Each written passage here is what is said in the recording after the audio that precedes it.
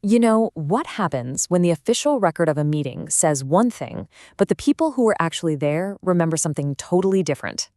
We're going to dive into a real-life dispute between a homeowner and his HOA that is all about that exact problem. It's a pretty fascinating look at the rules, transparency, and what happens when you have two very, very different versions of the truth. So let's just start with the big question right up front.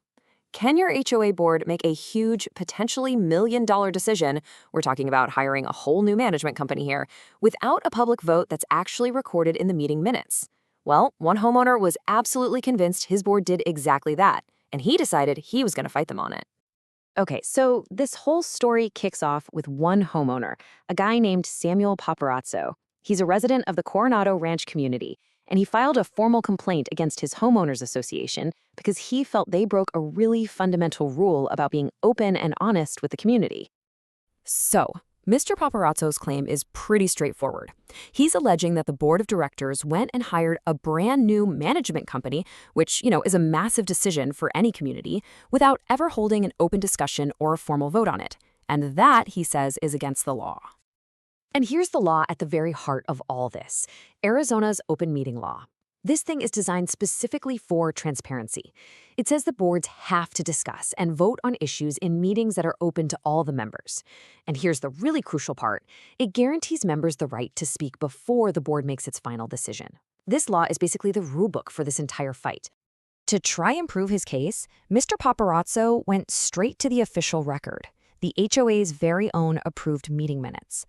He basically argued that the paper trail, or really the lack of one, was all the proof anyone needed. Okay, so take a look at the timeline Mr. Paparazzo laid out from over a year's worth of meeting minutes. You see in November of 22, this community management contract thing pops up on the agenda. It just kind of sits there as unfinished business all the way through March of 23. But then, bam, in August 23, a new contract is suddenly signed. According to Paparazzo, the giant gaping hole in this whole timeline is any record of a motion, a discussion, or a vote to actually hire that new company. That's his whole case in a nutshell. This quote really gets to the core of his argument. He testified that he was at every single one of these meetings, either in person or online. So his point is simple. Hey, I was there, and the official documents back me up. The public vote that was supposed to happen, it just never did. And this right here is the critical piece of the paper trail. The minutes for that huge August 2023 meeting, they show a really clear motion and a vote to give 30 days notice to the old management company. But there is absolutely zero mention of a discussion, a motion, or a vote to hire the new one. For the petitioner, this was the smoking gun. But, of course, there are always two sides to every story. So now, let's flip it and hear the HOA's defense. This comes from their board treasurer, Kim Jackson, and her testimony paints a completely different picture of what went down. So why was the board even shopping for a new company in the first place? Well, it all started with this number, $23,000. The treasurer testified that she found a massive $23,000 accounting error where the old management company had double paid an insurance bill. She said that, along with some other problems, is what kicked off the whole search. The HOA's treasurer, Kim Jackson, insisted they were not trying to hide a thing. In fact, she testified that they tried to be extra transparent. They even moved one of the key meetings to a local school just so more people could fit, and they posted on Facebook trying to get more residents to come out and give their opinions. So this brings us to the big showdown over that August meeting, where the two stories are just polar opposites. The petitioner says the motion was only to fire the old company.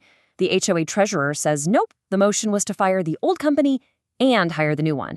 He says the new company was never even discussed. She says a notice with their name on it was read out loud and handed out to people.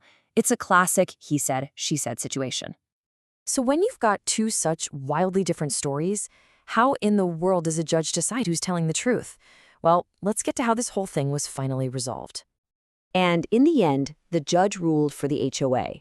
The petitioner's entire case was dismissed.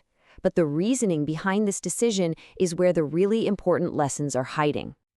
So the judge's decision really boiled down to a few key things. First and foremost, the judge found the testimony from the HOA treasurer, Kim Jackson, to be credible. The judge believed her story, that the vote did happen, and that the petitioner himself was actually given 10 minutes to speak on this very issue right before that vote. The incomplete minutes? The judge basically chalked that up to an honest mistake by the secretary. And at the end of the day, the petitioner just failed to prove his case by a preponderance of the evidence, which is a legal way of saying he couldn't convince the judge that his story was more likely true than not. All right, so stepping back from this one specific case, what are the big takeaways here? What does this mean for you, whether you live in an HOA or maybe even serve on a board? Okay, let's break down the lessons. For homeowners, the big one is about the burden of proof. If you're going to make an accusation, the responsibility is on you to prove it. And this case shows that sometimes a really credible witness can be more powerful than a piece of paper with a mistake on it. Now, for the HOA boards out there, the lesson is just as clear. Your paperwork and your procedures are everything. Messy, incomplete minutes create massive risks and just invite legal challenges, even if you did everything by the book. You gotta get those details right. And that really just leaves us with this one final question to think about. This whole case forces us to look at that fine line between the official written record and just human memory. And when those two things are in conflict, which one should carry more weight? It's a tough question, and it gets right to the heart of how we figure out what the truth really is.